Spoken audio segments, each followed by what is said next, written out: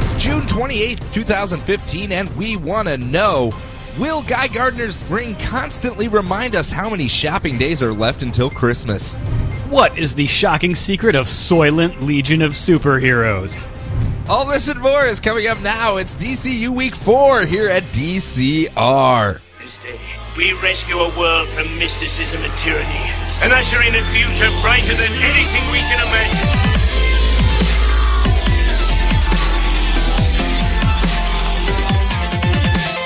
Look! Up in the sky! It's a bird! It's a plane! It's Distress Citizens Radio.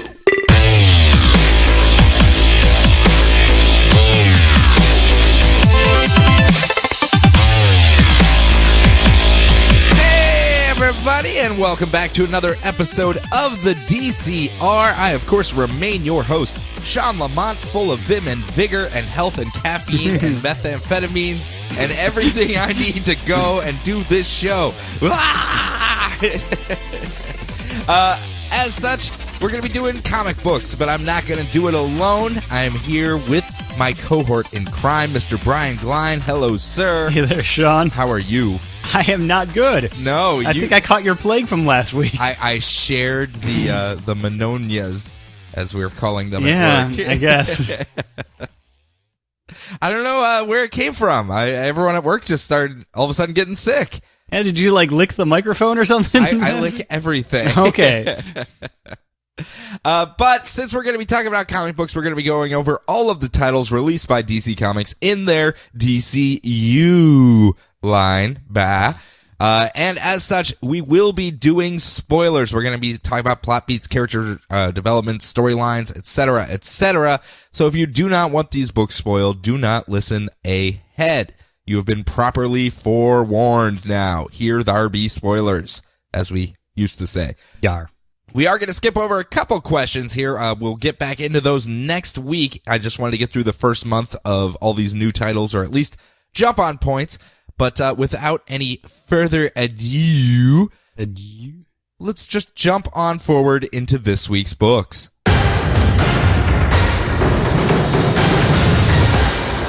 Superman is here, and he's gonna save the day. Yeah, yeah, yeah. If Nickelback was writing I guess Superman, so, yeah. I don't know. But then he'd be riding a moose instead of carrying an eagle on his shoulder. Yeah. I don't know. I think they'd work an eagle in there somewhere. Okay. That seems very Nickelback-ish. Rock, flag, and eagle. We're Superman. I had to put the golf ball in my mouth there to actually get it going. No. We have Superman number 41 from Gene Luen Yang and John Romita Jr. Huh. People were kind of looking forward to this one, a new start to what was going on after Jeff Johns' run. Obviously, big shoes to fill here. And let's just set the stage here, because we have 4 Superman books coming out, and they are all kind of linked together. And the 3 that we've gotten so far have all basically taken place post this event where Superman has lost his powers and his secret identity has been revealed to the public. This one, this Superman book, is dealing with that stuff. How those things occurred. How did he lose his powers? How did he get outed to the public? What happened? How did we get to this point? And that's basically what the Superman book is looking to fill. So all this stuff is taking place before his secret identity has been revealed. The only person that knows within his close circle of friends is, of course, Jimmy Olsen, his best friend and ex-millionaire. Jimmy Olsen I'm pretty sure he was never really a millionaire. He was a millionaire. No, I I'm saw not him sure. all the time. He was always lounging in a pool and investing in VR video games. His parents were dead, but they weren't. So Yes. he lost his money that he got from his inheritance because his parents weren't dead. But they're about to go catch the big local sports team game. Go local sports Hooray, team. local sports team. When all of a sudden Clark Kent starts getting these mysterious anonymous texts on his phone. They're all like, hey, Clark, Heard you're looking to find out where all these future weapons are coming from and who's arming all the gangs with these future weapons. Well, if you head on over to this address, your question will be answered. And he's, of course, responding back, who is this? Who are you? And they're just sending him winky faces and like, oh, don't worry, buddy. I'm here to work with you. You just head on over and all your answers will be there. Brian, they gotta miss local sports team. Oh, no, they're not gonna local miss the sports big team. game of local sports team. Oh, man, I sure do love big game from local sports team. Oh, it's the best. I've been looking forward to it all week. But him and Jimmy head on over to this address where they find this mysterious man is selling these future weapons to foreign heads of state.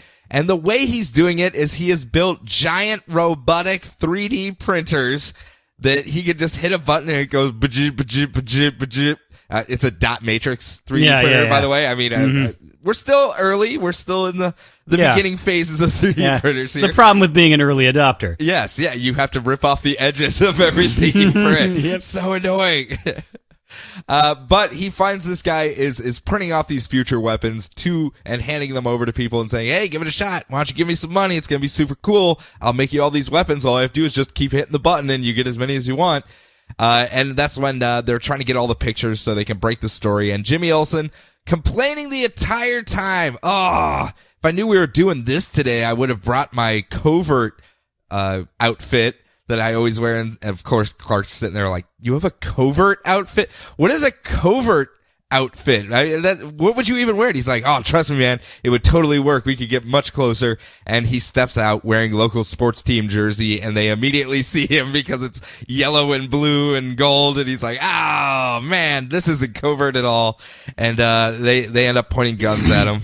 Until Clark quick changes into Superman. He left his tactile neck at home, you know. That's what it was. That's what it was. No flashbangs. No. I always walk around with flashbangs just in case. I'm a very awkward person. I say stupid things, so I just throw a flashbang down and run away at that point. So Superman shows up. Clark does the quick change into Superman, beats down all the guards. But there was a giant mobile 3D printer in the form of a giant mechanical spider that is manufacturing weapons. Oh man, where's Will Smith when you need him? I know. But it's making weapons for itself to shoot at Superman. And he's kidnapping Salma Hayek. Well, yes. I'm assuming saw blades are somewhere and metallic, magnetic collars of some sort. Yes. Yeah, I'm sure. Plenty of that. Will Smith comes later. Oh, we're going to talk about Will Smith today, so just keep your Will Smith stuff in your pocket. Wicka, wicka, wicka, wicka. He ends up beating down this giant spider thing using a focused version of his solar flare. There is actually a pretty funny scene where he's helping the people that were attacking him escape. And the guard's like, I was just shooting at you. Why are you saving me? And Jimmy Olsen goes, duh, he's Superman, dude. It's pretty easy to figure out why at that point. So they end up doing that and they head on back to the Daily Planet with all their awesome pictures and their new story to break. But they just can't tell who this guy is that was printing it. And Lois Lane is there to meet them because, she just wants to jump on the byline here and get her name added to this story. Mm-hmm. And she looks at the picture, and both Jimmy and Clark are like, who is this mysterious man? We'll never know who he is. And she's like, are you guys idiots? And she runs over to the wall and pulls down this election poster and shows it to them, and it's the same guy but wearing a fake mustache. She's like, how did you guys fall? How can you not recognize someone when they're wearing something as stupid as a fake mustache? And Clark just kind of adjusts his glasses and goes, yes, how could we not know that? Oh, well done. Yes, it was very, very well done. But this ends up being Senator Norvell. A gentleman, apparently he was in like the first or second issue of Superman. He was one of the corrupt politicians. I'm talking like old first appearance of Superman in Action Comics. Oh, that old. Yeah, he was like one of the corrupt politicians that Superman beats up. So it's like, hey, I'm going to go back to the well at the beginning and pull this guy up and do it.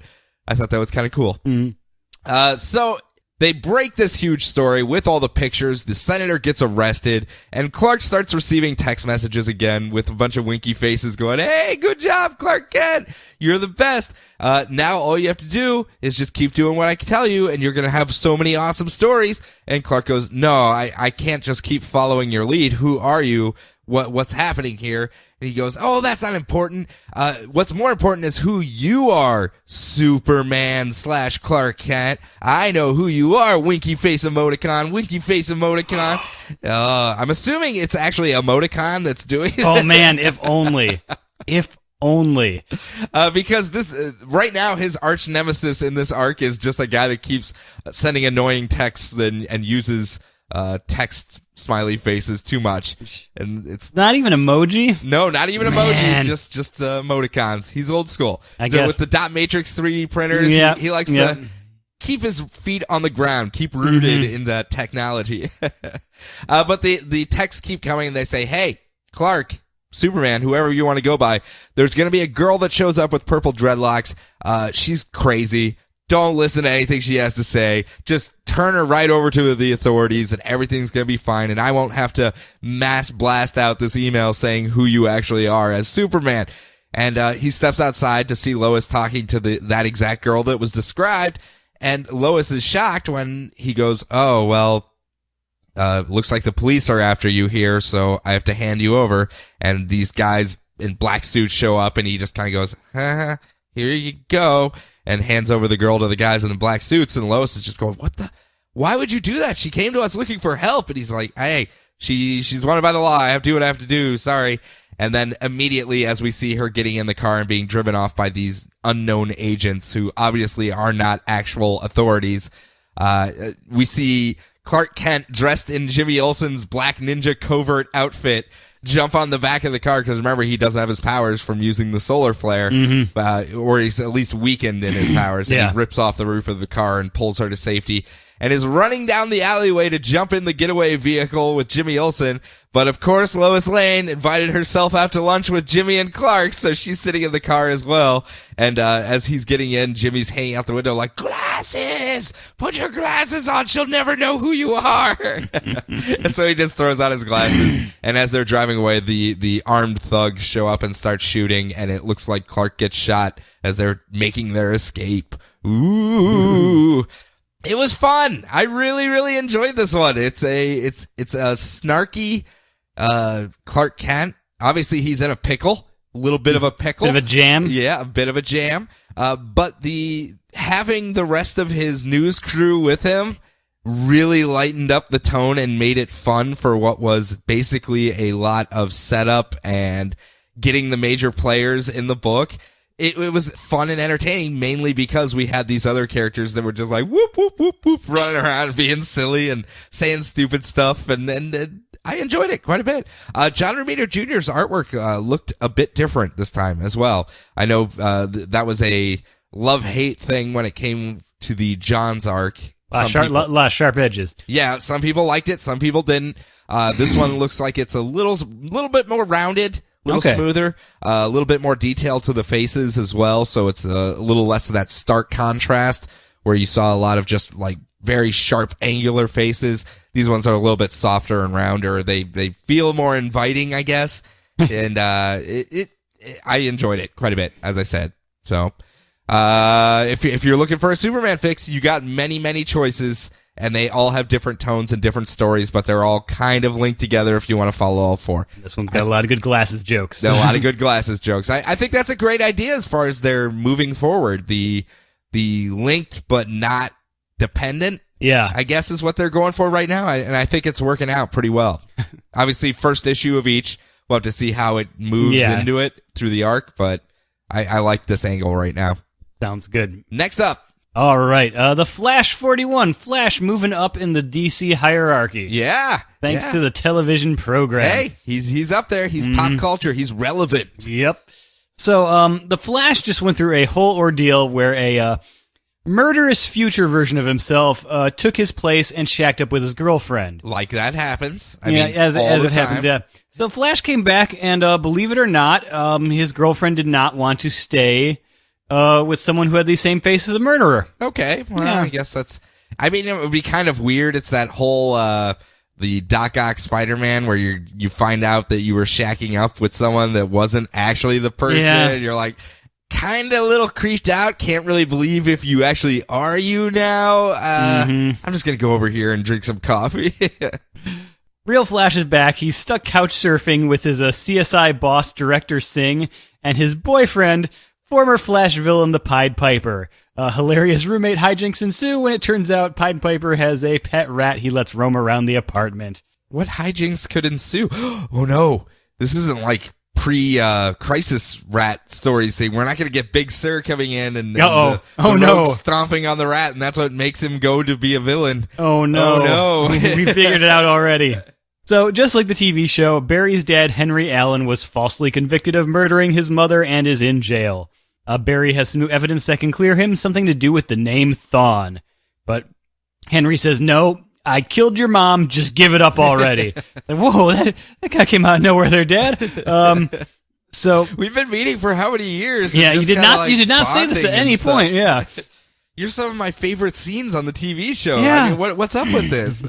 So, when Henry goes back into the prison, a low-rent, card-based villain named Double Down, who has an arm made of playing cards? Sure. Is he Yu-Gi-Oh? Does he have like an arm deck thing? Did you activate his trap card? I don't know what any of that means. I really don't. I just know he's got a really deep voice. So he lets Henry know that the professor is back.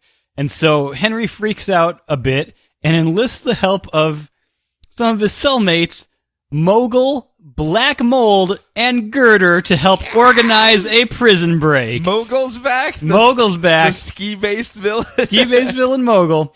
And our good buddy Black Mold. Yes. Very squishy. Very squishy. So meanwhile, the Flash deals with some random armored goon in basic Flash-like fashion. He makes a tornado. You can't breathe. Nothing to see here. But wait, I did see something here.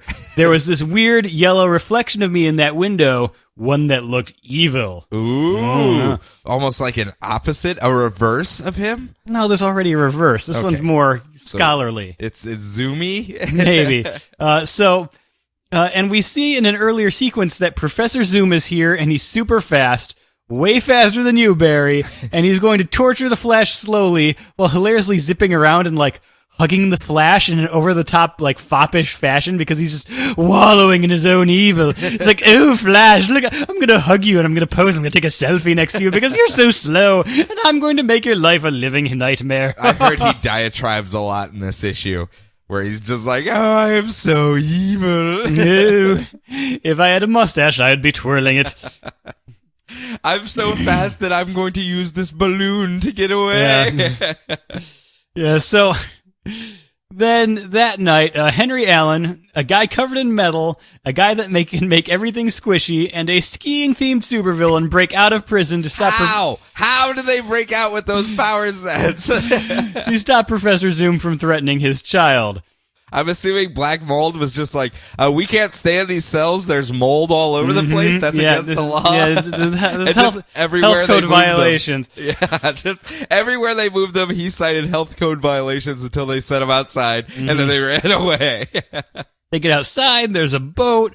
Girder gets shot a bunch, and he gets really angry because like everyone thinks bullets don't hurt me. They really do. It just stings. This is like bees all over the place. I know, but yeah, business is picking up. Good, I'm enjoying good. it.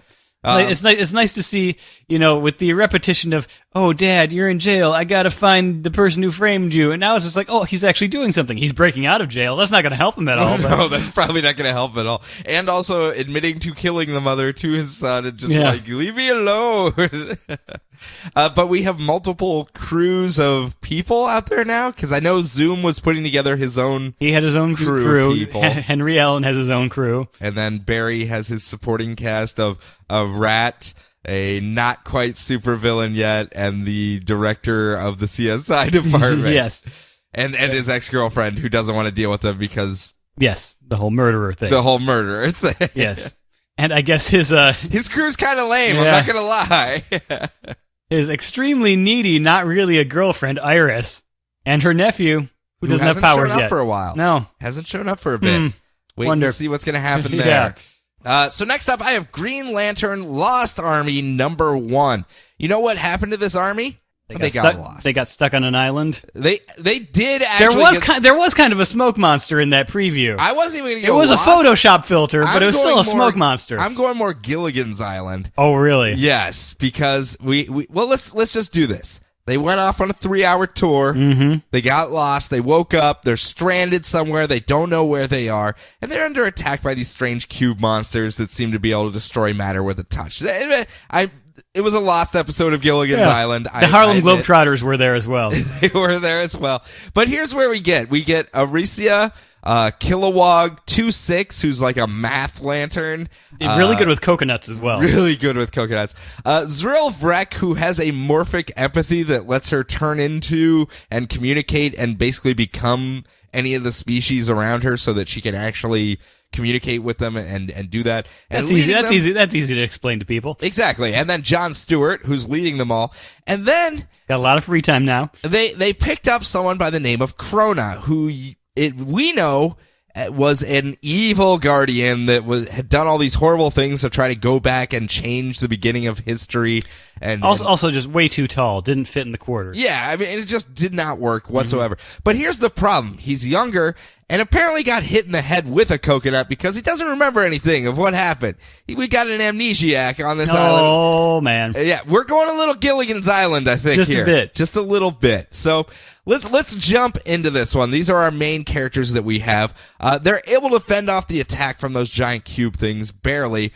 But they're able to also pick up the signals of nearby lanterns. And they go, oh, great, we can find some more people. Maybe they know what happened. We all just woke up here. We don't even know how we got here. Maybe these people will know. So they go zoop, zop, zippity zoop, and fly on over there, where they find 3 green lanterns encased in this red crystal, all dead. It looks like the crystal literally cut them in half, like as it just formed around them. Wherever it stopped forming, it just kind of went whoop and vacuum sealed that part in, and everything else was severed off. And they're like, wow. Sounds like a pleasant way to die. Yeah, pretty much. And they also find like this red energy spearhead nearby, and they're like, well, that's strange. I don't think the Red Lanterns use spears. It doesn't seem like their style at all. So luckily, as Krona is able to tell them, well, it's a good thing you have a scientist with you. Let me do some science. And he starts like boop, blop, bloop, bloop, taking measurements on the little crystal, and he plugs into his little suit to the ring, and he starts running diagnostics and what happened here, and it pops up and he goes, oh, well, my scanners have picked up another energy source, massive energy source nearby. We should probably go check it out. But of course, more of those cube monsters show up and start attacking them, but they're saved this time by an unlikely ally. Who would that be? Guy friggin' Gardner. Yeah, you can't keep him down for long. Guy Gardner sporting a red ring and a green ring, and as Jon Stewart calls him, the Christmas lantern. Yeah. Ho, ho, ho. He's here and he wrecks some stuff up. He's dual wielding both rings, and it's basically, he's like, hey guys, I was chilling on Earth. I had a rage baby that I was babysitting, and I woke up and now I'm here. Does anyone know what's happening here? And is that Krona? Why are you guys hanging out with Krona? And why is he younger and seems like he doesn't even recognize what these rings are?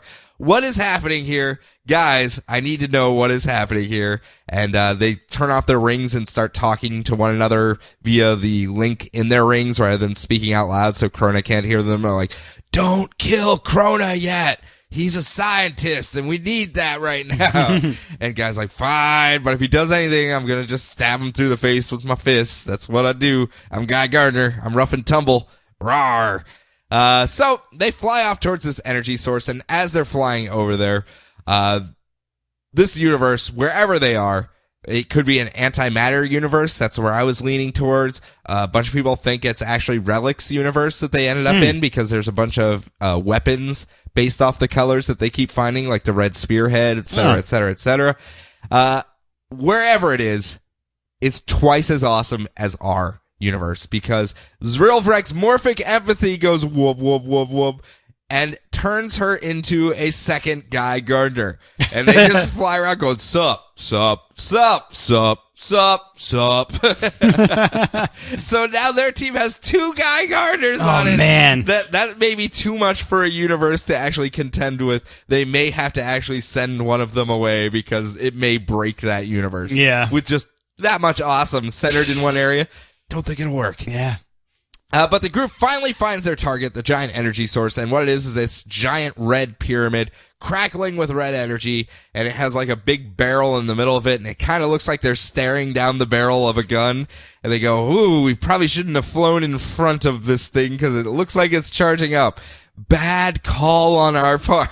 And that's where we leave off for next one. It does a good job of setting up mystery as far as, because it's a cold open. Yeah. I mean, even in the free sneak preview, it was a cold open. I do recommend reading that before you get to this one, because basically all your introductions to the characters are in the free sneak preview thing, and then they just jump into the story itself in this number 1 issue. So if you have a chance, go back and read that one so you know who the characters are before you just start following them. Otherwise, I think some of this stuff may be like, well, why does anyone care about Krona? Who is this? What?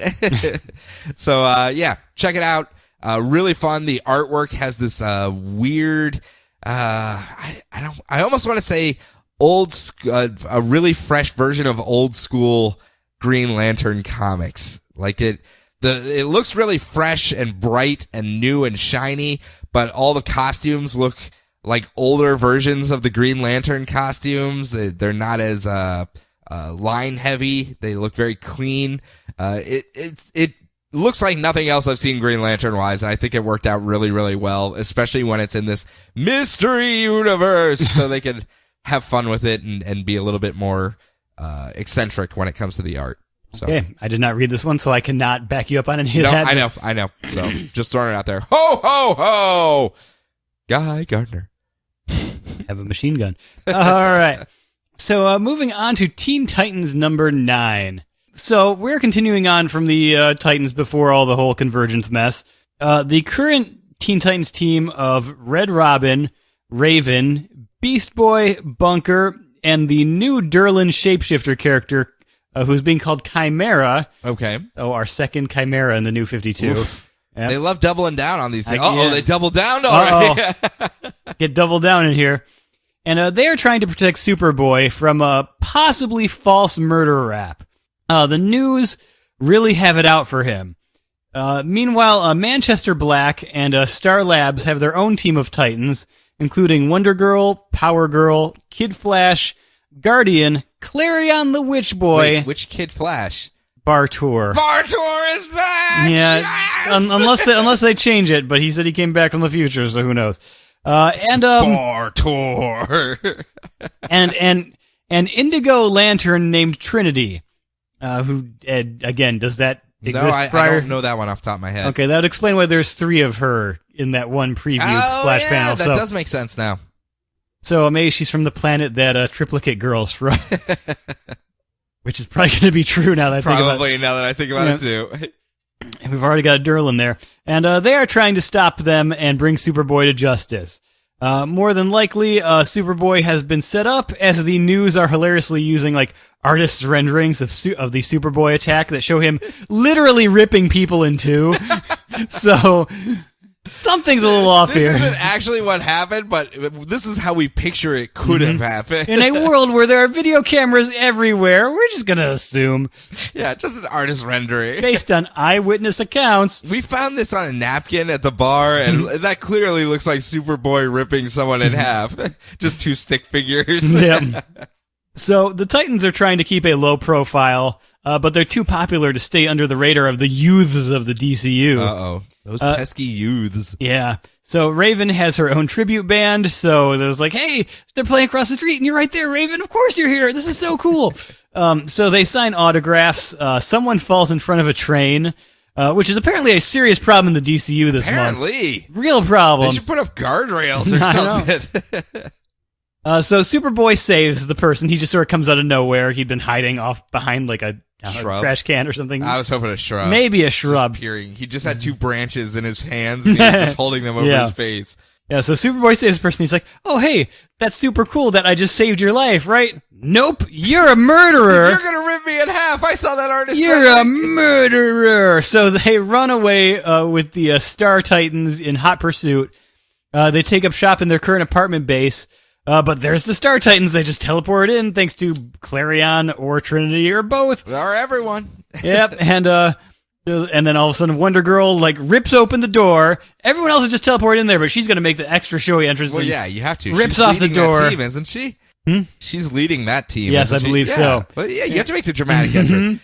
Red Robin's going to kick in through a skylight. You know that's how he's going to enter a room every time. Yeah, but Wonder Girl says, Superboy, you're coming with us. And that's where it ends. Ooh. Yeah, a lot of setup, a lot of getting you up to tabs of who the at least the personalities of the core Titans that we're dealing with here. Sure. Learn a little bit more about Chimera. Do we get to see any Manchester Black? He shows up. Is he all sweaty? Doesn't he wearing leather? Wearing leather and no shirt underneath. Yeah. Weird pink crown beard. Yeah. You're just ew. Everything about him. Just ew. no. Yeah. I'm actually looking forward to reading that one. I only had time to read one, and it was Justice League 3001. Because, of course, that's at the top of the stack. It was a tough call. It was that or Gotham by Midnight, and I was and then I went with Jail 3001 of yours. So, next up and last of the half, Aquaman number 41, coming at us from Cullen Bunn and Trevor McCarthy. McCarthy known for some pretty awesome artwork, at least from our opinion. This one seems to be getting some mixed results from people. I think it's the mix of McCarthy's obviously really, really dark, and Aquaman that has been kind of bright and sunshiny. We went to his high school reunion and stuff like that, and I think it's going to take at least an issue or two for people to get used to that. They actually kind of mentioned his high school reunion, didn't they? They did, actually. They asked where he went to high school, so never leave. It'll never go away. But of course, Aquaman is the king of Atlantis. He's the man down under, the sea. No, different. Down under the sea in this case. And in this first issue here where we're coming back, we have two concurrent stories running simultaneously. I'm going to kind of parse them out into their two stories instead of doing the back and forth because otherwise it'll get a little confusing. But one is set in the recent past and one is set in the present. And in the past, he's swimming around Atlantis, being all awesome. I'm the best king ever. Don't pay no heed to the fact that I keep screwing everything up. And he gets word that there's these strange ziggurats that keep popping up under the sea and spewing out black ink all over the place. Dang old ziggurats. Oh, those ziggurats.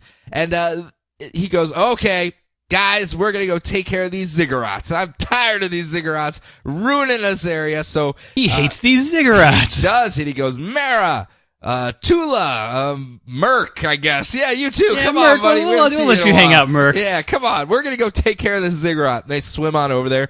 And it turns out this thing is lethal as hell. All the black little blobby tendrils coming off it are easily able to rip through their armor and it actually punctures the arm of Aquaman and he's like, whoa, was not expecting that whatsoever. And they're able to defeat it only through the power of Mara's ability to control the water and just crush the entire thing.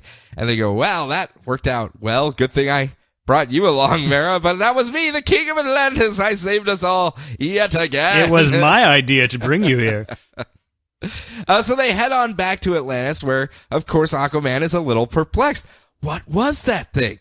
Where did it come from? Who would know what that thing was? Where do we go for answers around here in Atlantis? And you can just see Volko in the background like, ooh, it's ooh, me. Pick me. You're mimicking him raising his hand, but he cannot raise his hand. He could not because they have him strapped down like Hannibal Lecter to a giant slab under the sea, and they just wheel him around to give out sagely advice of all the secrets. We've heard Hannibal Lecter was very popular right now.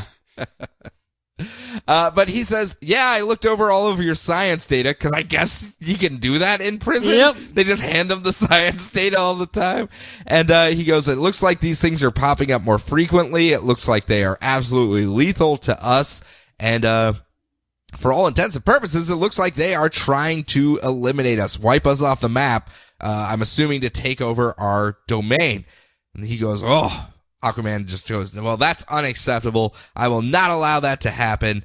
no matter what I have to do, I will not allow that to happen. And as they return back to their quarters, Mara goes, yeah, but does it have to just be you going off and doing this? You always run off half-cocked on some crazy adventure, and it never works out well. You keep messing things up. He's like, don't worry about it. I got it this time. Besides, Atlantis needs its queen. And she stops for a second and goes, wait, is that a proposal? Because that's like the worst proposal you could possibly get. Can you just take care of all the bureaucracy? Wife of mine, maybe?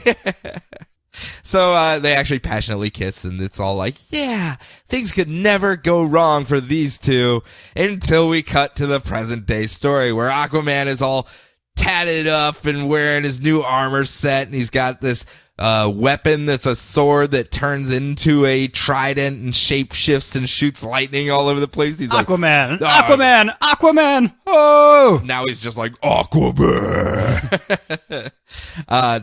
No hook for a hand, though. His hair is getting longer. It is getting longer, but no hook for a hand.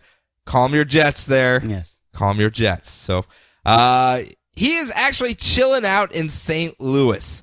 And I was sitting there going, oh God, I hope there's a riverboat casino theft. And that's why he's here. And he's just like, times are tough for Aquaman.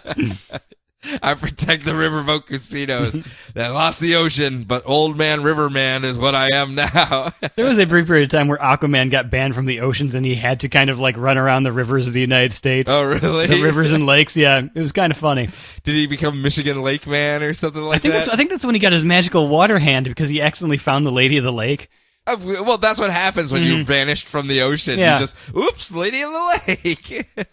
Waterlogged tarts throwing swords around, you know. Liked that era, didn't you? Weren't you the one that were saying that era was interesting? I read a lot. There's been a lot of eras of Aquaman, and I always tried. Yeah. Well, let's jump to the present day in this era. This is our new modern day Aquaman and what we're dealing with.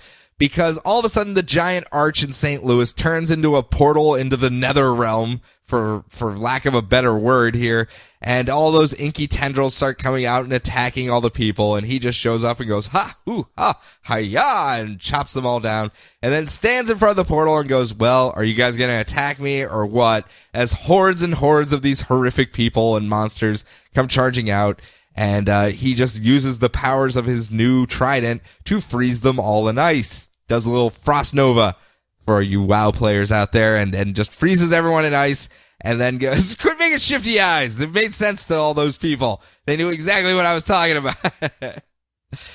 So that one of them in the ice, apparently it wasn't completely frozen, is talking about how where they come from. They burn his face in effigy and curse his name. He's known as the Ravager of Worlds and is just a horrible person, and they're all afraid that he's going to kill them all.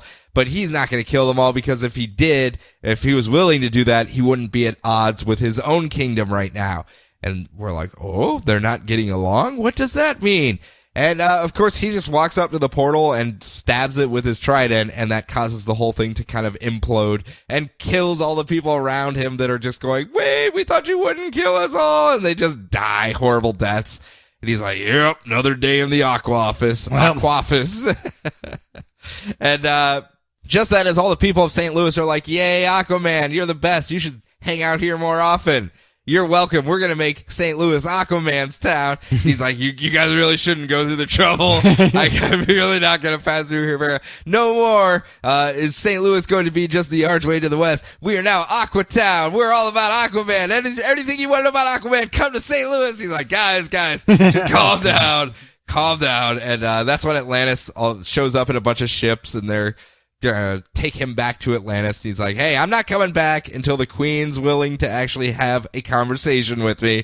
Apparently he was in the doghouse with Mara, and he's not going to come back to Atlantis to sleep on the Aqua couch. No, I'm just going to go about my business. And he uses one of the other new powers from the Trident and teleports away. In this case, down to the Amazon basin, where as he's walking in, we see a bunch of those other ziggurats, exact same style, down there in the Amazon basin, and he walks in and he's lamenting the fact that it would be so much easier if he could just kill all these people, but he can't. And as he walks in, we see there are other Atlanteans in there from wherever this nether realm is that he has taken in to protect, and it's babies and children and elderly, and there's the underwater moss man, the seaweed guy, like his council, like, oh, you have returned, our king. Welcome back. Your people have been looking forward to see you.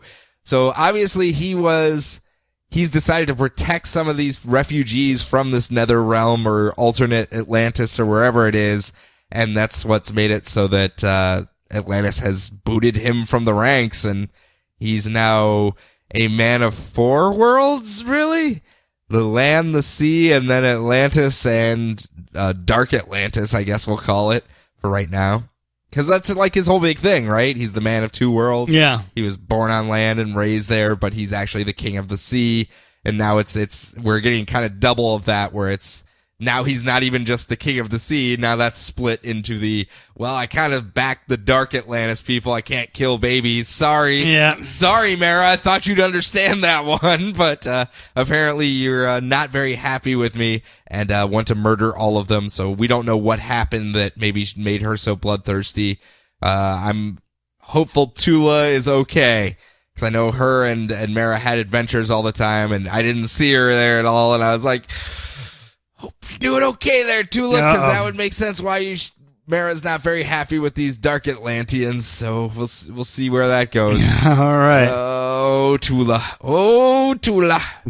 Tula. So it was fun. I really liked it. Again, I think the artwork is going to get some people thrown off a little bit at first, and the dialogue is really aimed at inner monologue, and it's really setting up how unhappy Aquaman is with this turn of events, and just there is no win for him right now. It's just try to get as few people killed as humanly possible, and he's just really not in a good place. But he is rocking the aqua schlong. I don't know if you saw this one. Tell me that's not what it looks like. Tell me that is not what it looks like. I read the whole thing. Not once did I think there was an aqua schlong. So I'm telling you that is just too high on his belt, and it rides down. I'm just saying. Okay. I'm just saying. All right. But that's it. That's all of our books for the first half. Brian, what do you got coming for round 2? Justice League 3001, Gotham by Midnight, yes, and Batgirl. Of course. And then I have Grayson, number 9. Whew. It's always a good day. Yeah. Always a good day then. We Are Robin, number 1. And last but not least, coming out of nowhere for me, just really coming out of nowhere, Deathstroke, number 7. We've laughed so much when it comes to Deathstroke books, but this is the first time I feel like I'm supposed to be laughing with this book. So hold on a couple seconds. We're going to take a quick break while I check out this Starfish thing that's laying around here. I don't know what this is. Whatever. But we'll be right back to go over those books.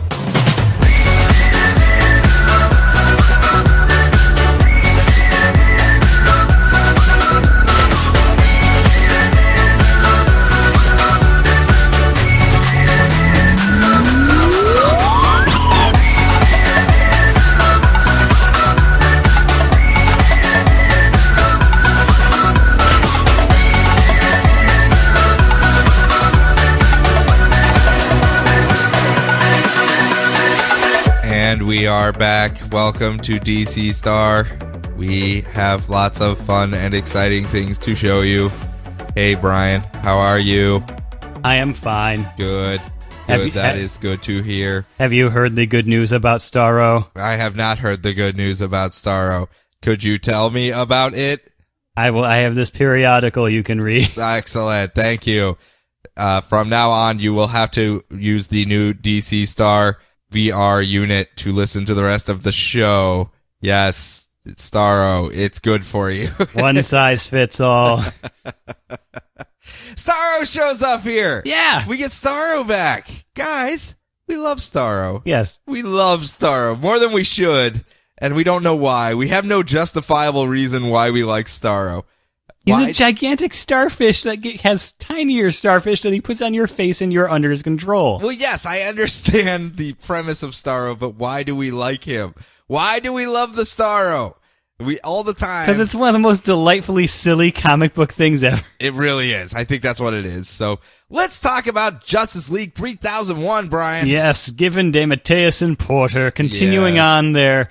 It's the adventures of the Justice League 3000 1 year later. 1 year later.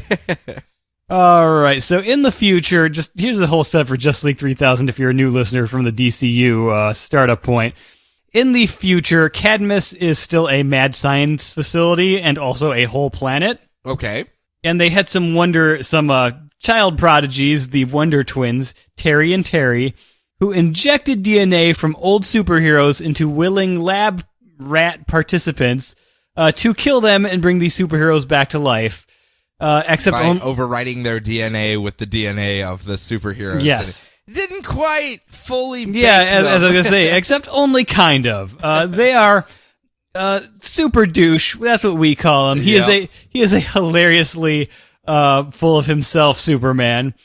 Batman, who has become surprisingly a lot more calm than he was at the beginning. Yes. Because they need a straight man. It's like, well, guess what, Batman? Everyone else is cool. That's kind of your bag. Yeah. Wonder Woman, who is hilariously bloodthirsty. She is very, very much a God of War type character. Yep. The Flash, who is a former Wonder Twin Terry, who got killed by her brother Terry and brought back as the new Flash because the other Flashes before her kept dying. They do keep dying. Barry does keep dying, although I guess he's back again in this issue. Yeah, they make mention of him. Guy Gardner, the former Green Lantern, who is back now with 2 X chromosomes. Yep. He is now a lady for some reason. So he's Lady Gardner? Still called Guy Gardner. No, he's Lady Gardner now. Yeah. Their Green Lantern used to be a tiny Hal Jordan who lived in the pocket of one of his constructs. He doesn't show up. No, he doesn't, but he's still around. Yes. They did say he's still around. Mm-hmm. And Ariel Masters, who is the scientist who created the DNA parasite procedure that created them. Okay. Anything going on with her? Well, we'll get to that in a moment. Also appearing in this book, because the cast is getting quite large at this point. Yes, it is. Not gonna lie, but I'm still... It's basically the old DCU in weird format. Yeah. And they're bringing so many characters into it. Yeah, so former JLI Fire and Ice deities, Fire and Ice, who are now eternal, Ice just because she always kind of was, and Fire because she hooked up with Etrigan for a while when she was in hell. It happens. It happens. You know. You go to hell. I mean... He wins you over with those rhymes. Mm-hmm. Those sick, dope rhymes, man. Yeah. Mom's spaghetti. Yeah. And classic Blue Beetle and Booster Gold were cryogenically frozen before Blue Beetle died, and they have just woken up to further establish that this is just a straight-up continuation of the old JLI series. Pretty much. So, Justice League 3001 live on the futuristic medieval planet Camelot 9, which is a big joke about how DC used to have a series called Camelot 3000. Fair enough. But that's their home base now, and they have a castle headquarters and everything. Because that's what you need. Mm-hmm. So Ariel is hanging out there running things with a new version of the classic JLI Elron robot, and it turns out that Lois Lane 3000 has inserted her brain into Ariel's body, and she's trying really hard to kill the Justice League by sending them on dangerous missions, but they keep succeeding. How dare they? And what is up with Elron? Is Elron in on this, or is Elron like, well, that's weird. Why would you want to kill them? They're the Justice League. They're so helpful. Well, he was Maxwell Lord's like toady back in the day. So, and evil Maxwell Lord's toady, or good guy Maxwell Lord's toady? As good as Maxwell Lord ever was. He was always sort of a corporate suit kind of thing. Fair enough. The Justice League are off on the planet of Woden 12, dealing with a Starro invasion that led to the wholesale slaughter of the entire Legion of Superheroes. As a single panel background joke. The Starros... there we go. No more Legion of Superheroes. Everyone who keeps asking when they're going to show up, there you go. So the Starros have taken over and enslaved the people of Woden 12, which according to the foppish Starro in charge, who might be my new favorite character, is perfectly legal because they filed the correct paperwork with the Office of Fathomless Bureaucracy on Moonshadow 6. Well, yes, of course. It was in triplicate even. Yep. Lady Guy Gardner flies off to investigate, which couldn't possibly go wrong. No. Why would you send Guy Gardner off to the bureaucracy planet? Well, they really don't send her. She just says, I'm going to go and do this. Smell you later. So, Guy Gardner's got a sweet bum.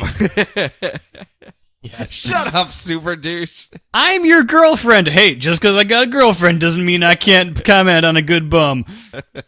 The League tries to give the Legion a proper burial, but the Starros are just going to break them down for food and energy because Soylent Legion is people. Too many people. They said they changed the recipe, but they lied. So, no mention of Soylent cow pies. But, No. So, Fire and Ice are going to join up with Beetle and Booster Gold and apparently a Barry Allen. Apparently. And I love how as soon as his name comes up, everyone's like, isn't he dead again? They're going to team up with them on Takran Galtos, the prison planet that used to be Earth, to reform the Super Buddies and try to bring Earth back to its former glory. Well, I think it was more they were worried that Booster Gold and Blue Beetle were going to try to turn it into a resort again like they did one other time. Back on Kui Kui Kui, yeah. Which I assume did not work out well. No. I think it was a living volcano island. I could be wrong. Fair enough. Also, Fire really misses Etrigan, because as we all know from Madame Xanadu and Demon Knights, apparently he's really good in the sack. Yep. So, huge tracts of land! Yes. Guy Gardner finds out that the Starros did in fact file the proper enslavement paperwork, but she has a faceless bureaucrat change it so they didn't. The office tried to inform Ariel/Lois Lane, because it might start an intergalactic war, maybe? Yeah, a little bit. And she goes, oh, no, that's fine. That's actually That's pretty fine. good. Just go ahead. Let him do that. No biggie there. So Guy goes and lies to the League that's okay to fight the Starros now. Ambush Bug is on the planet for some reason in a wide shot. Could just be a one-off little I think thing. it was just a one-off, Yeah. because it was everyone with Starro faces and him like a Where's Waldo in the middle Yes, of it. with like a popsicle or something. As we see, and then to close out the issue, as we see above the planet, as the war is about to break out, for some reason, Supergirl Kara Zor-El is being shot out of a spaceship towards them. Or is that her pod? A lot of people seem to think that it was more than 10 years late and more around 1,010 years late that got lost along I the way. think that might have been her pod. And it looks like the early 2000s Michael Turner Supergirl, but if it is the Matrix Supergirl. Our wish. Ambush Bug is there. He is there. That's what made me raise my eyebrow. Like, wait a minute. That would be pretty damn awesome. My protoplasm senses are tingling. How do you skip over the best part of this issue? The best new There were character? so many. I know. There really were. But when Lois Lane is calling in the rest of the Society of Evil or whatever they are. The Injustice Gang. Yes, the Injustice Gang 3000. And she gets freaking foppish dandy Sinestro, who is Foppish dandy pirate yes, Sinestro. who is doing research on the planet by thoroughly investigating every woman he can find. Mm-hmm, yeah. Oh, Cinny, come back to bed. Cinny? Who the hell is Cinny? Oh, man. Oh, no. Really busy, Lois Lane. Really busy. Doing a lot of really good work for the Injustice Gang here. Going to be out of pocket for a good weekend. All weekend I'll be out of pocket, though. What's that? What'd you want me to do? As you wish. No, really, such a great issue. It is just pure wackiness. It is. It's fun. Giffen is just giffining around as usual. It's fun in a little booklet. That's what it is. The conversations between everyone are the big selling point. The artwork's great. Does he ink his own stuff, Porter? I think he does now. I hope so, because I see a lot of the stuff that he posts online, like the finished drawings, just the pencils themselves, and there is so much detail, so many lines. His backgrounds are telling so many stories on their own. Yeah. A throwaway gag is like 50 dead characters all drawn in the background. I'm like, dude, that is a lot of work for a throwaway gag right there. So I was just, every time I see one of them, I'm like, God, I feel so bad for whoever's inking and stuff, because I hope they get paid by the line, because there's so much work there. We can come up with 8 different species just for this page? Okay, let's go. I have no arm.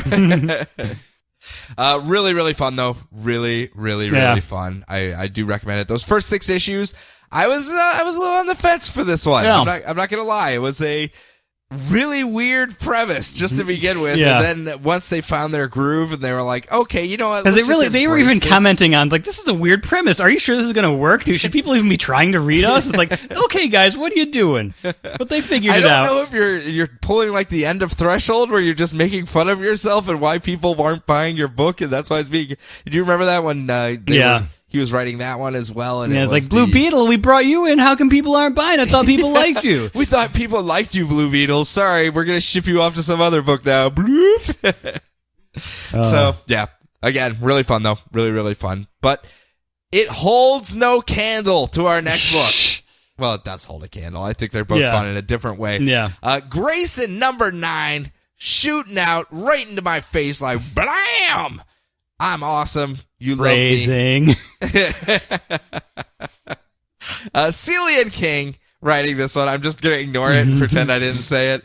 And then Michael Janin, of course, coming back to this one as well. Just doing amazing work, but I'll talk about him as we get into this. Of course, Dick Grayson, the first Robin, was outed to the public as far as his secret identity. Back off, man. Back off. His secret identity was released to the public, and he had to go undercover, and Batman needed someone to infiltrate this spy agency known as Spiral, because they were collecting all of the secret identities of the superheroes.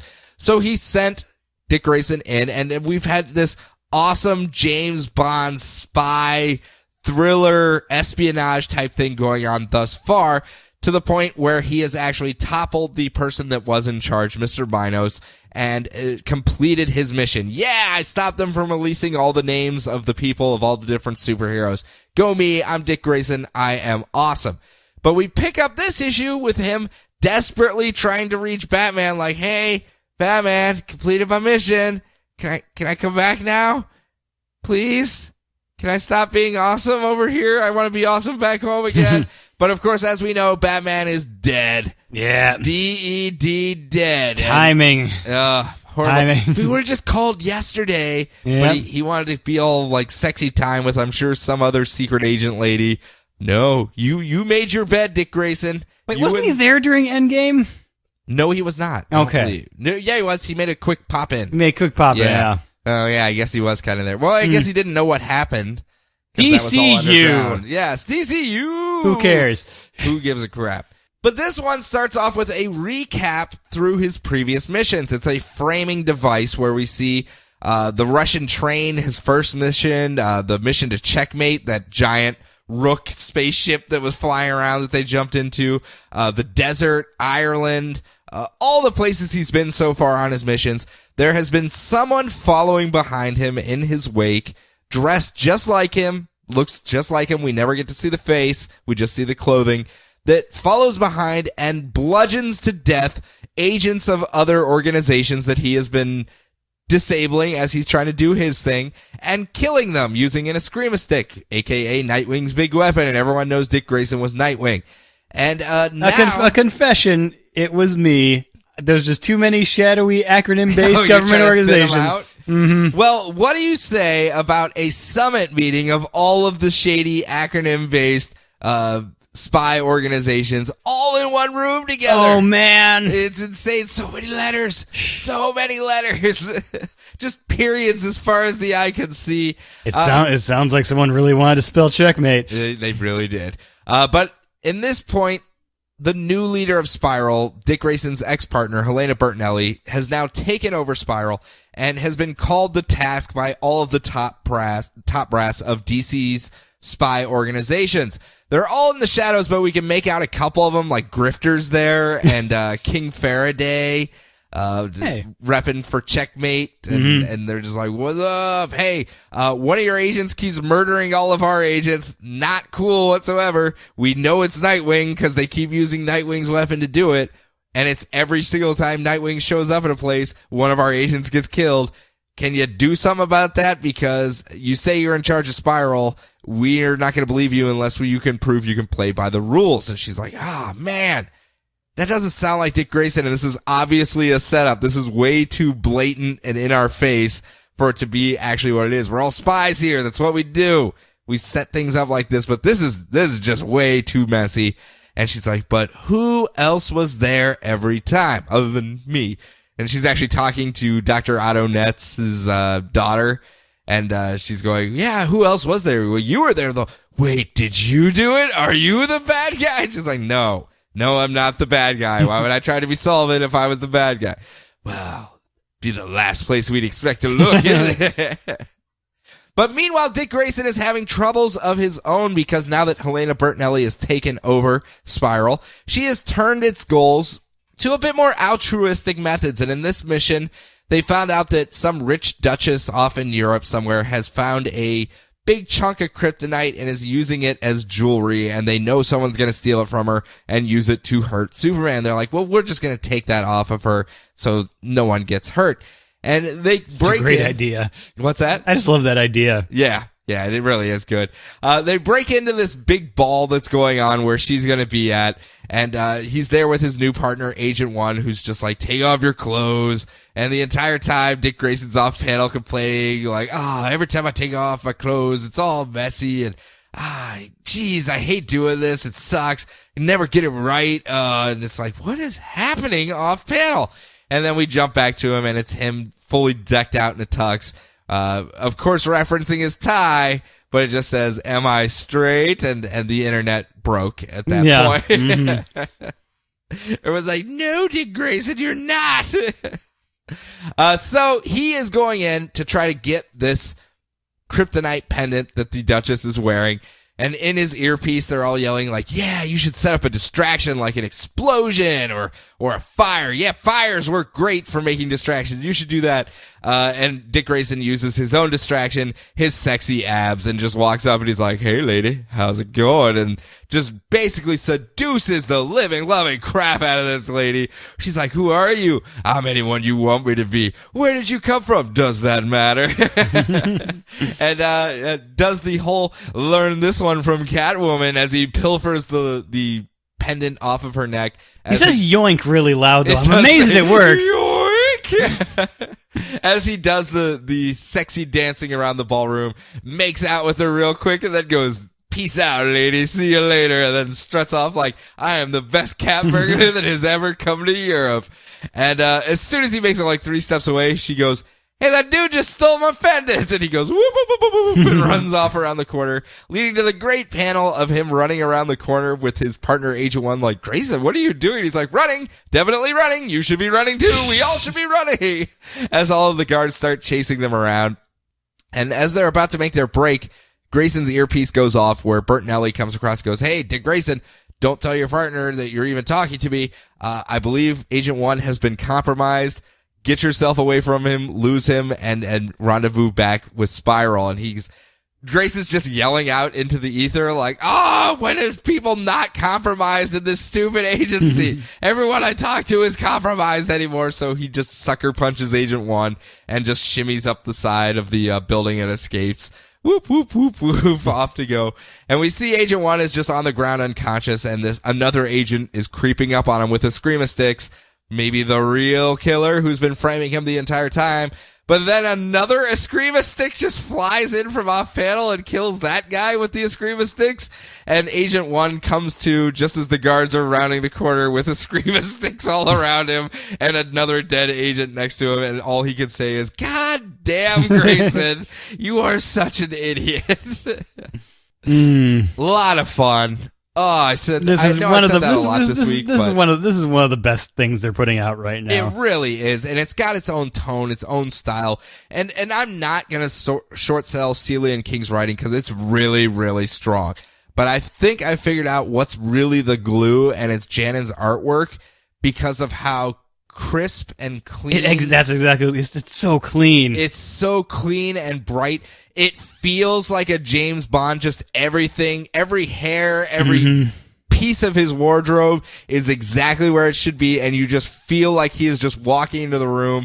that's just amazingly detailed, but the cleanness of it just makes it feel like he is that suave, debonair spy guy. Even though we know Dick Grayson is not that guy on the inside, it feels like it, and it makes it work, and it's him being derpy Dick Grayson in this whole thing where he's like playing this role, and he's not the best at it, really. He's good at doing the job, but the mindset of it he just doesn't have whatsoever, and I think it's that dichotomy, and the artwork is what really packages it and makes it work. I think so. I know Jannon's been off the book for the last 2 issues or so. Not that the art has been bad at all whatsoever, but this issue made me just really stand up and notice that's what it is. That's what's making it work for me. Just that clean artwork juxtaposed with the shady, murky shades of gray that is the storyline that makes it so much of a good book. Such a great book. Checkmate used to have their own book, right? They were at least a little bit. They got a lot of miniseries around like Infinite Crisis and stuff. They were back when Alan Scott decided to cosplay Nick Fury until they put him in charge of the spy agency. Hey, look, I got an eye patch, guys. Come on, what's up? Yeah, I think it was when I was going through the Infinite Crisis stuff that I ran across some Checkmate books that some Checkmate. I think Nemesis might have done a few things. All right, fair enough. Although wasn't Nemesis one of the guys that got killed in this? Yep. First issue there. Sorry, Nemesis. Yeah, sorry, short run there. Yep. Short run. Again, really hoping they bring in some of the Checkmate stuff. I'd like to see King Faraday in this book. I'd like to see he would work very well. Coming in. He would work very well with this. He would. He really would. So I'm hoping this second season of it, or however you want to call it, is the expansion out into the greater spy world of the DCU. Next up. All right. Batgirl 41. Cameron Stewart, Brendan Fletcher, and Babs Tarr. First time she got to do it by herself, too. Yeah. And what do you think? It certainly skewed a little bit more cartoony than it had been with Stewart doing the breakdowns. Yeah. And I'm not complaining about it. No, one way, shape, or form. Just because she's really coming into her own style with this. She is, and I think that's really what needs to happen is her finding her own voice for it and doing it. I know on Twitter she was saying how worried she was because it was her. She doesn't have a comics background as far as doing sequential art for comics. I guess not that I'm aware of. No. Yeah, so this is her learning the craft as she goes as well, and. Honestly, as a first solo run, I thought she did a great job. Yeah, I mean, she's wearing her anime influences on her sleeve. Something first, like everyone's got little asterisks or like sweat drops over their head, and I don't mind at all. Yeah, and I think that might turn off a couple people though, but that's fine. That's A-okay. That's the whole point of this DCU thing.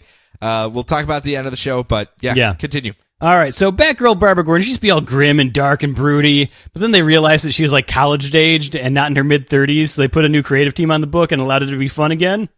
Very bright, what's going on. Very vibrant, very young. Yeah, she's very young. Yeah, she's got a cool new costume. You may have seen it on internet. And problems that college kids and aspirational teenagers can relate to. Just, don't give it to real young kids. Why not? When I was doing Free Comic Book Day, one of my fellow artists he has a very young daughter who saw the new costume and really liked it. And that first issue was, her going out and hooking up with guys and getting drunk at a party. And he's like, it turned him off a bit. So I guess that's a use your own caution when it comes to parenting at that point. Yeah, of course, it's sort of like I get my kid Rocket Raccoon books and I just censor everything he says when I'm reading it to him. Fair enough. Although he can read now, so that's only going to work so much longer. No, yeah, that's not going to fly too much longer. Yeah. So, I can't believe I get to say this. So Babs is crashing a druid LAN party in the basement of a spooky abandoned mansion. You see, wait, before you start, this was described. Babstar was describing this issue as what they called it around the office was the Scooby-Doo Eyes Wide Shut crossover issue. And wow, straight out of the gate, I see where we're going. Okay. You see, Barbara had a brain scan that accidentally gained sentience and took over a Tinder-like dating app called Hook. So these nerds that are super into the singularity have formed a cult and are trying to bring the evil code Barbara back to life as their new deity, and then they're going to blow up all of the non-believers. Okay, that's a plan, I'm not gonna lie. So Batgirl goes to stop them, but then Robot Bunny Batman plows through the wall like Kool-Aid Man. Oh no! So Batgirl beats feet and lets the giant mech warrior take care of the teenage druids. Missile pods all over the place. Pew, pew, pew, pew. Actually, my favorite thing... We're just IT guys. Why are you shooting missiles? The thing that, like, I'm not sure how intentional it was, but he's just firing, like, an endless supply of batarangs out of his wrist gauntlet, and they're just plinking off of all these guys. It's like, ow, ow, ow, like, flailing their arms. It looked so funny. It was great. So... Meanwhile, he's inside the suit just drinking a coffee. Like, yep, I hate these IT guys. Yep. So the next day... Barbara's dad, Jim Gordon, shows up to visit his daughter at grad school. He's cut his hair really short and shaved his mustache. Oh God, Dad, you're going through a midlife crisis. They go get ice cream and visit her favorite old park and merry-go-round featuring Brian the Unicorn. Oh. Yep. Oh man, Are you a unicorn? At one point I was. Okay. Yeah. You got over it pretty quickly, apparently. And, oh man, you're buttering me up. What are you going to tell me? Well, honey, I am the new police-funded Batman. Oh, this is cool. I have something I have wanted to tell you too for a very long time. Are we gonna get it? Maybe we can spend more time to get... Oh, and before you say that, I also have to tell you I'm going to arrest and jail every single non-Batman vigilante. What were you going to say, honey? Oh, nothing.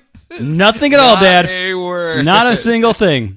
So, Why can they not just do this? Why can they not just say, hey, I'm Batgirl, you're Batman, we should both be cool with this? So... Was that done in the pre-52 stuff? Pre-New 52? I only ever knew her as Oracle, so... Yeah, but did Commissioner Gordon know that his daughter was involved in all this? I don't believe so. God! If someone wants to correct me on that, I have no issues with that. I'm not going to hold my breath anymore. So Barbara and her roommate / tech support / possible new Oracle. She keeps saying she wants to call herself Oracle, but not getting around to it. Oh. She keeps getting cut off. I want you to call me. Oh, something important is happening over on the other side of the panel. So they commiserate and talk about how she needs to get a new job at Luke Fox's Fox Tech that is opening up shop in Burnside. Uh-oh. Yep. She's like, I might have an in for you there. Nepotism. So, when back at the spooky mansion, a female figure comes to life inside the Children of Hook's resurrection chamber. It goes through the power lines and attacks Burnside. It's Livewire, the Superman villain. Wow. So, psych. That's a weird... Psych, it wasn't evil computer Barbara. That's a weird one. Yep. Where'd she come in on all that? I I guess know. she would fit in with the Batgirl of Burnside stuff more. The only thing I know is from the Superman animated series. Yeah, where she I mean, was like the shock jock, kind of a younger skewing. Yeah, I know I guess she might have shown up before because they kept making reference to Batman. She's like, oh, eidetic memory, I remember Batman helping Superman build a containment unit for her. Yeah, I don't remember anything like that. Yeah. They accidentally freed her from her containment chamber, and then they start to fight, but weep, whoop, weep, whoop. Here's Robot Bunny Batman. Missile pods! Yeah, he shoots some missile pods at her. Livewire runs away because she's just made of energy. And, so Batman is now placing Batgirl under arrest. Oh. No. But if only he knew. If only. So many misunderstandings avoided. It's only half of her face covering up. That's her hair. How does he not know? Glasses, fake mustache. I guess Jim Gordon is like reverso fake mustache. Yeah, I know. Like, no one will recognize me without the stash, which is entirely true. I would not recognize him if you showed me a picture of that guy like 3 months ago. I wouldn't have known that's Jim Gordon. No. So next up, staying in the Bat side and the young Bat side. We Are Robin by Lee Bermejo. Why does that name sound familiar to me? What has he done? That's a big name from a while ago. Let me look that up while you're continuing to talk. And Jorge Corona, they're bringing this one to us. We're basically dealing with Duke Thomas, who has shown up kind of here and there throughout the Batman series. We saw him in Zero Year. We saw him in Endgame. He's just been kind of a background character, kind of a kid caught up in all the craziness that always is happening in Gotham. But we're focusing in on him, and he was born and raised in West Gotham. and he spent most of his days on the playground, just chilling out, maxing, relaxing, all cool, like you do. But he's out there shooting some b-ball outside of the school when a couple of kids show up who are up to no good and start making trouble in his neighborhood. Uh-oh. Yeah. You know what's going to happen then. Is his mom going to get scared? Well, he got one little fight, and his mom did get scared. Okay. But then she may have been turned into a horrific Joker zombie during his latest attack, willing to kill everything in sight. Okay. Not quite as good as what worked out for Will Smith there. I mean, he got to move to Bel Air. Well, Duke got to hang out with Uncle Phil, played some pool. Yeah, Duke Thomas ended up in an orphan in the system, trying to find his parents because he believes they're still alive out there somewhere, but they have not been seen since the Joker toxin zombie attack that happened in Endgame. And he knows how to fight, knows how to hold his own at least. Refers to himself as Lord of the Rings characters a lot, though, which is kind of weird. Not what I was expecting from the guy. Really cool duds, and he is out there, and he gets brought under the eye of Dr. Leslie Tompkins, who says, "Yo, Duke, you keep getting into all this trouble. I have to move you to another foster home now. Don't worry, we're gonna try to find your parents. We heard stories that some of the people that are still getting over the effects of the Joker toxin have moved to underground Gotham City." I bet you didn't know that under Gotham City. There's a lot of stuff underneath Gotham City. Well, he gets the map and goes, "No, it's not the caverns. No, Pennycoat. No, that's not where I want to go either." Where am I? Oh, here we are. This underground, because he escapes from the family that he is put in foster care. And unknown to him, though, he's also being followed by a bunch of other kids who are all off panel, who are given orders by some place called The Nest to bring Duke Thomas in. Ooh, never trust the Nest. Never trust it. So he makes his way underground to find this cult of people who are still mentally having issues with the Joker toxin. They have not regained their faculties yet. And some guy is basically lording over them and saying, "We must get our vengeance against Gotham for abandoning us. Oh, you guys, you're going to be fine. Don't worry. Just stay with me and I'll lead you to safety." It's hell up there, though, because they've all been underground since Endgame. They don't know what's going on up there at all whatsoever. But we're going to reclaim it. We're going to follow me, and we're going to reclaim the city for ourselves.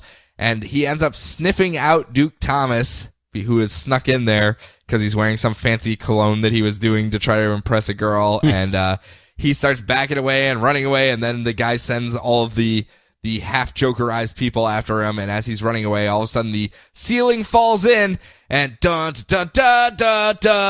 of these kids show up in various Robin trench coats and hats and t-shirts, and they're all stylish and trendy and cool, and they're like, "Yeah!" Do you remember the Final Fantasy game that came out recently, the port one, where it's all the kids in school? Oh, with the amazing intro sequence? Yes, that's what this is. They all start striking up poses, and the banner unfurls, and the music's going as the camera's spinning around them, and I'm like, you would all be dead in an instant. They would have shot you 20 times during this whole thing. But that's what it is. It's a very Final Fantasy intro of all them, like, posing their hearts out, like, "Yeah!" on top of these people. And they go, "Don't worry, Duke Thomas, we're here to help you. You hung out with Batman enough. You should know how to defend yourself." They're like, "Yeah!"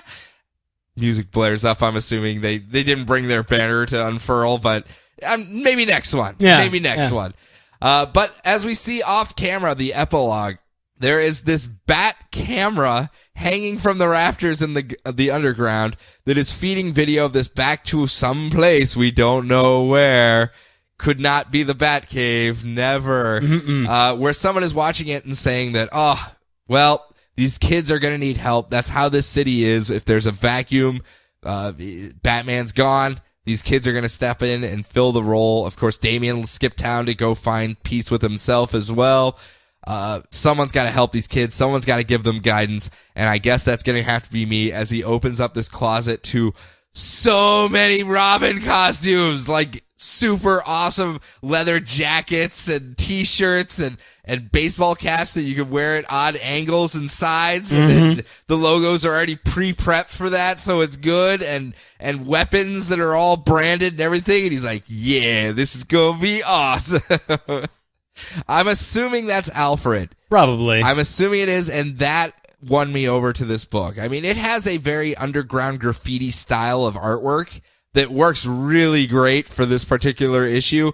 Really aware of fashion, really aware of youth culture as far as the lightheartedness. Everyone's sarcastic. That's the order of the day today.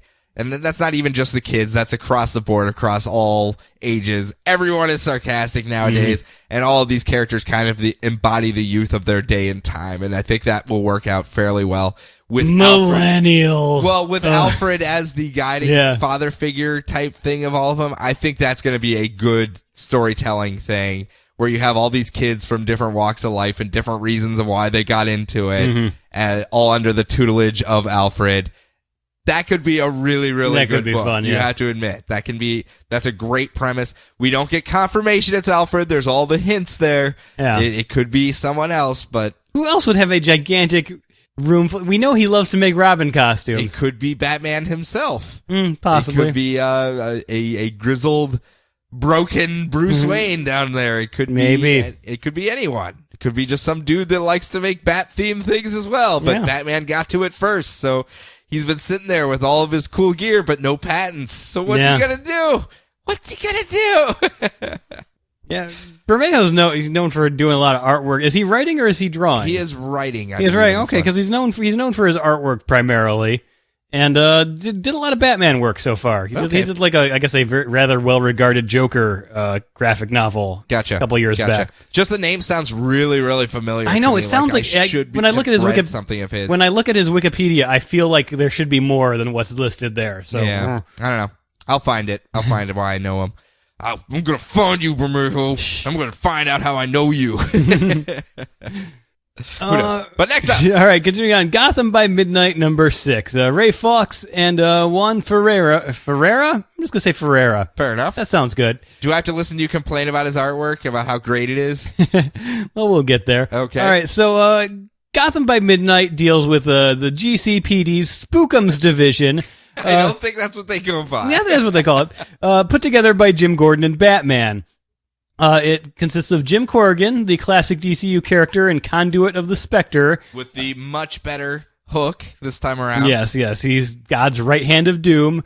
He tries to solve ghost mysteries in Gotham City before his hand starts flashing as a skeleton and unleashes the Spectre, killing everything in the vicinity. Like Old Testament style. Old Testament style, yes.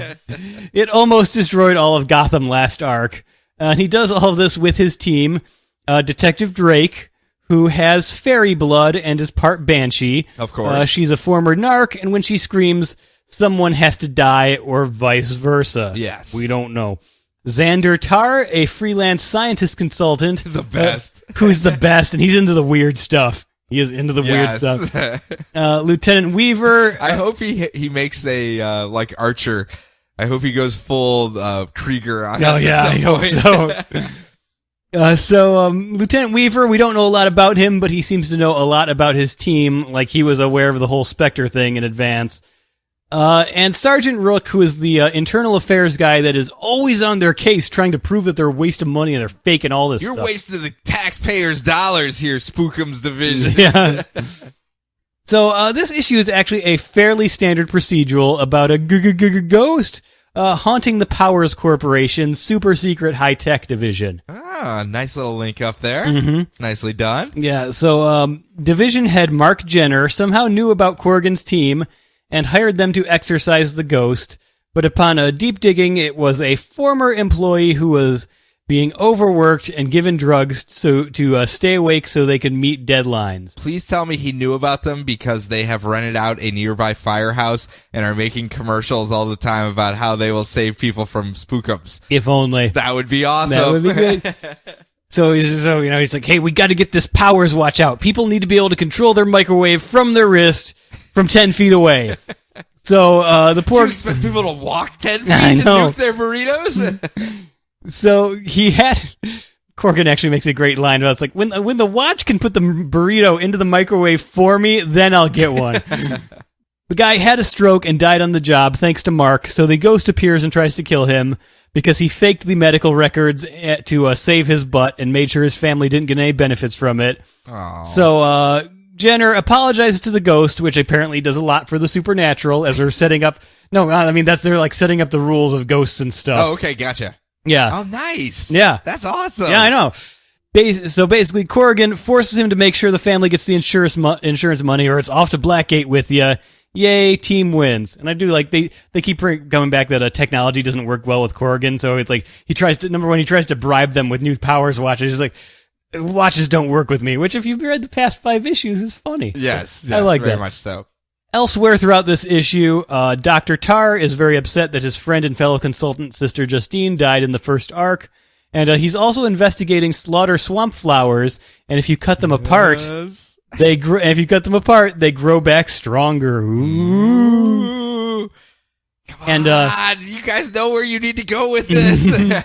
And Internal Affairs is really looking to shut them down, and Rook is trying to put a criminal case together, so Lieutenant Weaver hires his old friend and lawyer, Kate Spencer, to help them. Oh, we know who this is, right? It's the Manhunter. Okay, gotcha. Yeah.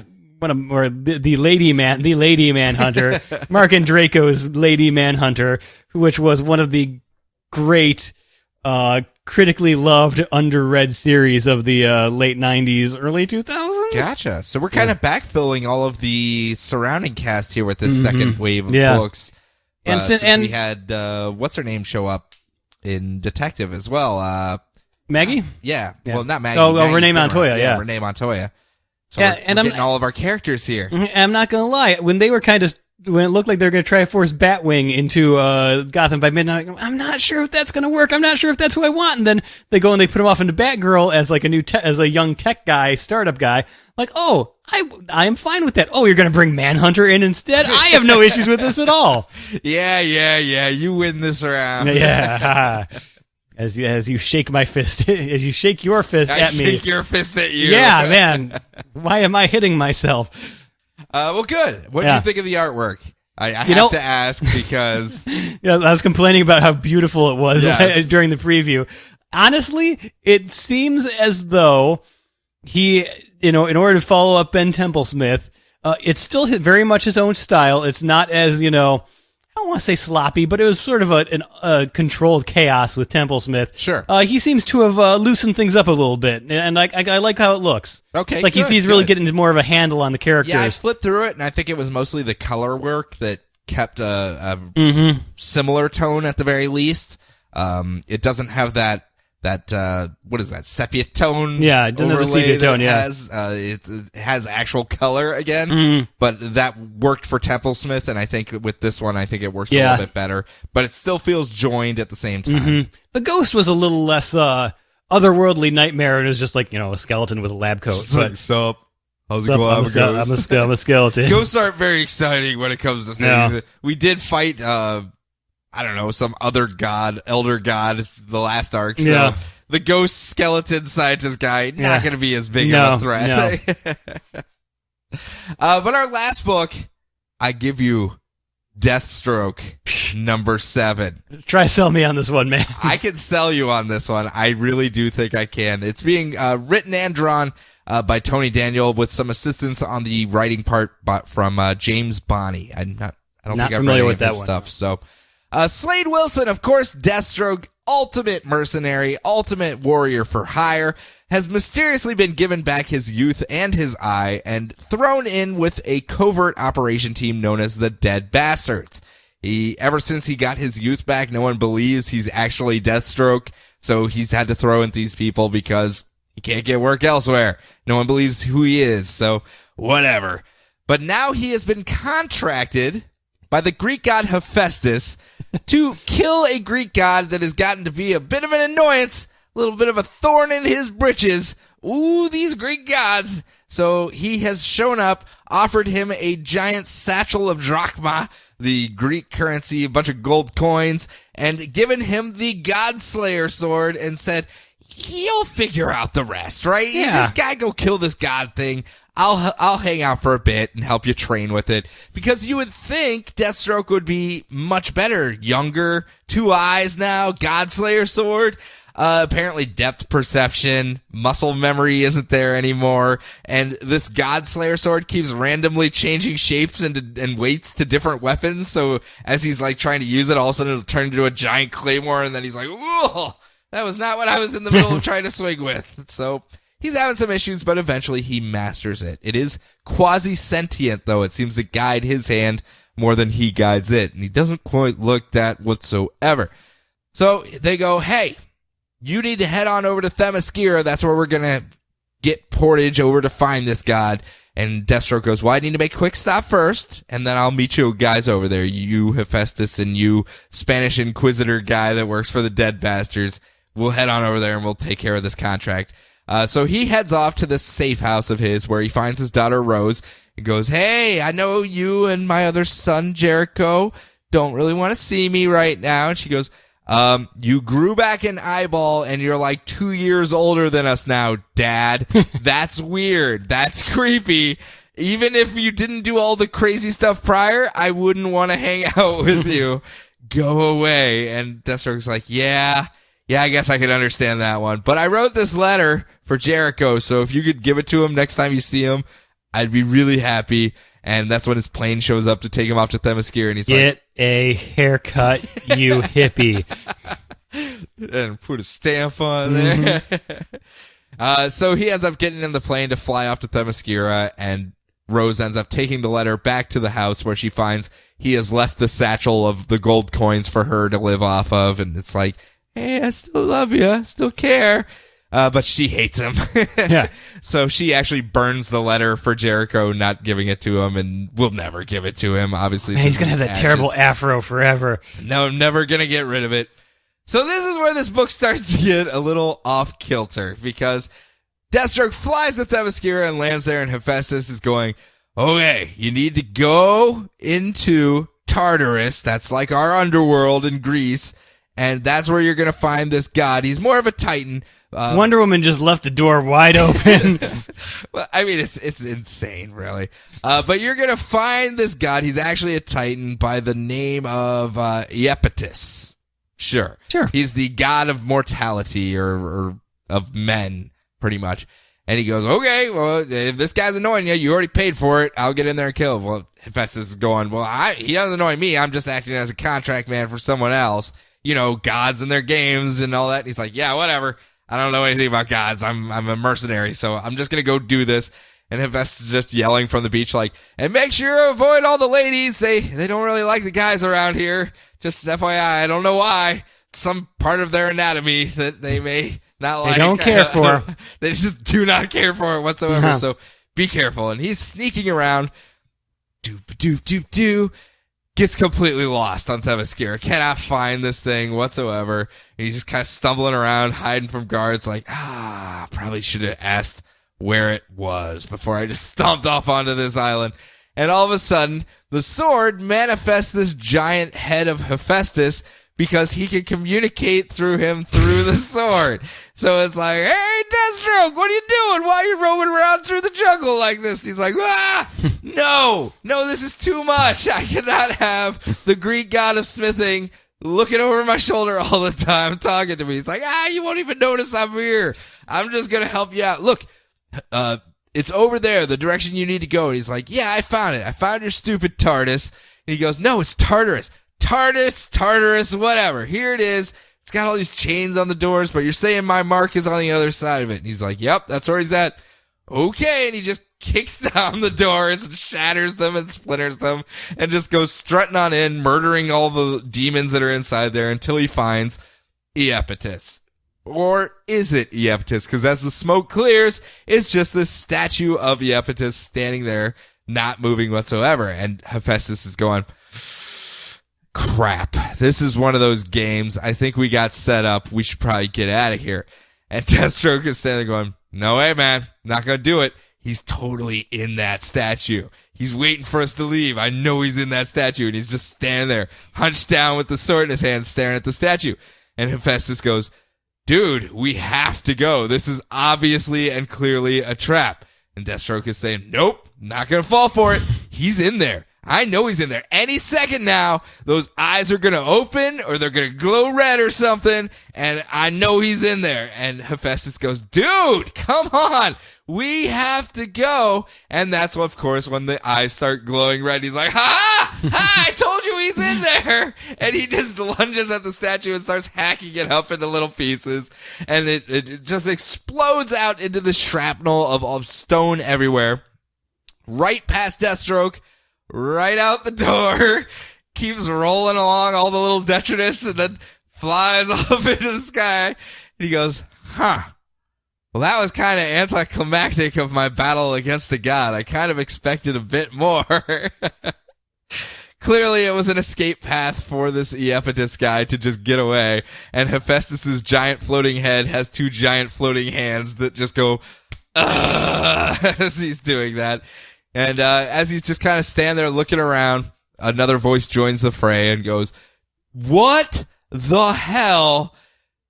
Do you realize what you just did? And he's like, nope, no clue. I have no idea what I just did.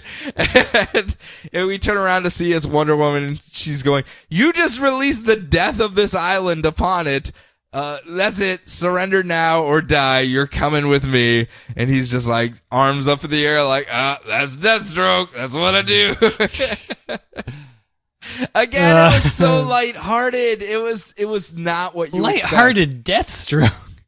He's lost everything. It makes sense as you've read it through up to this point, because he's lost everything that was tethering him to the Deathstroke persona, really.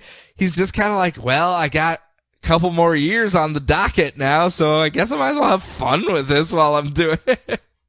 That, and of course, Hephaestus being snarky and smarmy already, and as a giant floating head doing color commentary the entire time, it kind of makes for a fun title. And just that entire exchange of him just like, no way, man, he's in that statue. Yeah, the glowing statue eyes trope, fantastic. Yes, yeah, just called it out. A lot of fun, not what you would expect when you hear, oh, Deathstroke has his own title. You think blood, death, gore. Ninjas, always ninjas. This man had an issue titled Deathstroke versus 1,000 Ninjas. You expect to see some ninjas just all the time, because they'd be pretty angry that he killed 1,000 of them. There's not that many ninjas in the world. Not what you would expect, though. Really fun. Artwork's amazing. Amazing artwork with it. Tony Daniel obviously has made his trade in the art world, and it shows. He's babying this one quite a bit and having a lot of fun with it as well. A lot of facial structures under the Deathstroke mask where it's just like, it's hard to describe how you convey emotion through a Deathstroke mask. I'm also like, is it like where the Deadpool thing where like the eyes show emotion even though they shouldn't be able to move like that? Yeah, and the mouth, you can kind of see it when it opens a gape or something like that. It's like pushed up against the mask, and it works. It's fun. I like it. That's all I can say. All right. It's gonna be for you or not, but it's totally up my alley. But that's it. That's all of our books. We did them all. Yes. All of them. We never do all of them. We never do all of them. I'm pretty sure that's what we usually do. Oh, okay. Well, then we always do all of them.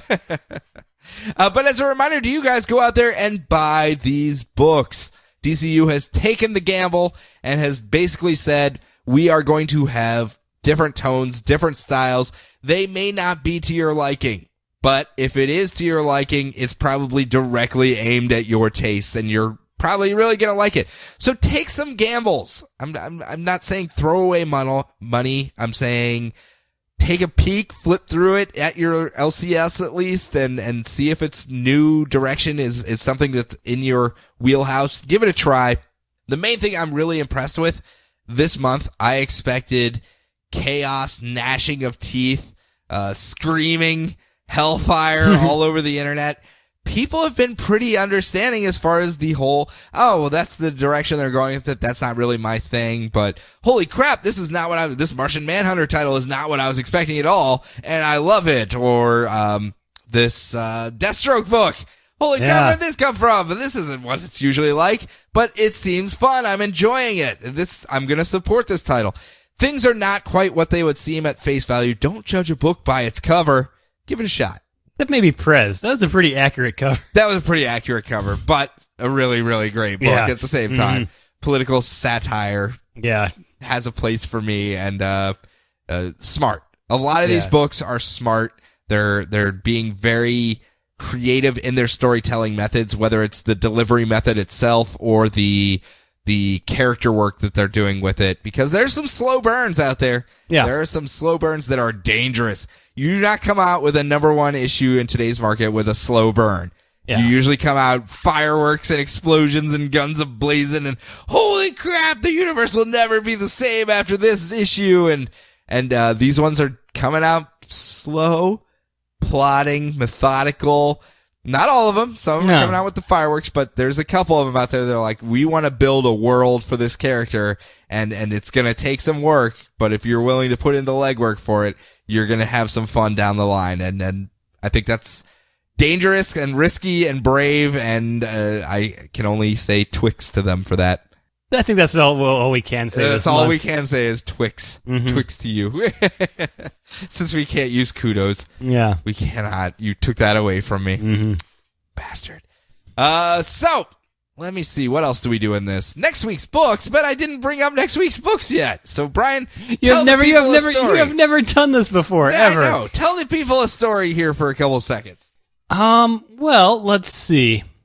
A long time ago, there was a man who was just out shooting at some food when, wouldn't you know it, out of the ground came a bubbling crude. Okay, I'm going to save everyone here. So, next week we got Action Comics number 42, continuing the Truth storyline. Batmite number 2, he's here to fix the Hawk family. Yeah. You guys have had a rough go in the New 52, and luckily Batmite has already fixed Batman. He's the world's most popular superhero. Apparently, I guess. I don't know. That's what Batmite says. Yeah. So now he's going to fix the rest of the DCU, starting with you, Hawkman. And it's I feel bad because I feel like we already fixed Hawkman during Convergence. I think so too.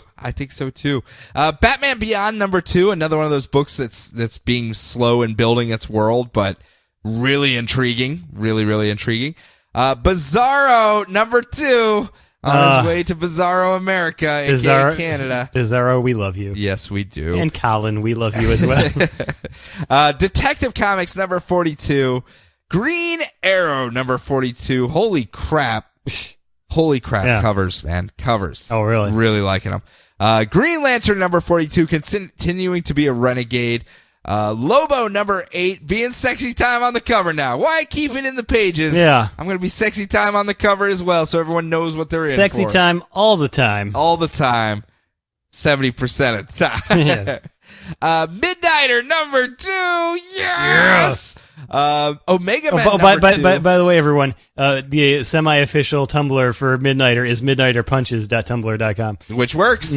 Which works. And last but not least, Omega Man number 2. Victory is assured. Omega Man. Jeez. It's another smart book. Another very smart book. Just a lot of books playing with fire between Green Arrow and the racial issues that it's obviously going down in its book. Omega Men and its commentaries on warfare and the differences between the sides and how that plays out. Midnighter with social commentary and having fun with it and just being insane. Obviously, Prez, we have political satire. I can't even go into how many firecrackers they're dealing with right now, that they are being so brave with some of these titles that I just don't think they're getting enough credit for it. Yeah, really. I just really don't. I think the issue 2s will really start to pull people into the directions where they'll realize how dangerous and how close to the line they're playing some of these books, and that will probably start lighting some fires, I think.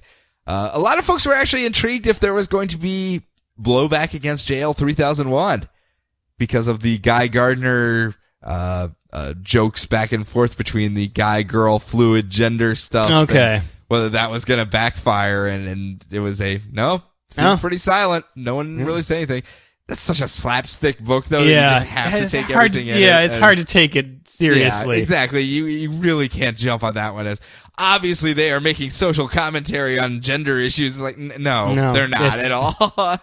It's LOL Guy Gardner. Yeah, and I think they kind of realized that and just went, okay, yeah, it's jail 3001. You get a pass. So that's all the books coming out for next week. Quite a run. Yeah. And honestly, now that I think we've made it through the first issues of almost all of them, we have some late joiners with Cyborg and Mystic U and Dark Universe here in the coming Have we months. heard anything about Mystic U at all? I think they launched in September. Okay, just the fact that it's a book that exists. Kind of. I know some of the premise, but I don't want to spoil anything. Okay, gotcha. So I think there's going to be some lead-in into it to establish some rules and stuff. So I'm just going to feign ignorance and say, no, I know it's coming out soon. But if you do want to contact us, you can reach us at various channels.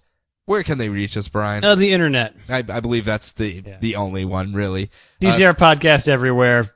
You can send us a package to DCR Podcasts at DCR Podcast Street in DCR Podcast. Zip code DCR Podcast.